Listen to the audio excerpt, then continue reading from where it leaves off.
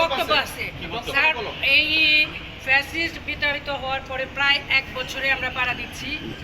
আমাদের মেডিকেল বিশ্ববিদ্যালয়ে এখনও ফ্যাসিস্ট আছে, বিভিন্ন পদে আছে।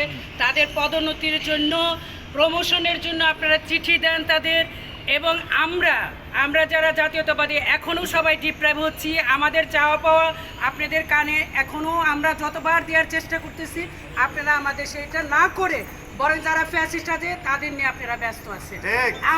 আমরা মুভমেন্ট ফর জাস্টিস এই বাংলাদেশ মেডিকেল বিশ্ববিদ্যালয় থেকে যতক্ষণ পর্যন্ত আওয়ামী লীগের একজনও এখানে কর্মরত সদস্য থাকবে ততদিন পর্যন্ত আমরা মুভমেন্ট করব। এবং আমরা চাই আপনারা কবে দেন এই যে যেগুলো বিচারের আওতায় আছে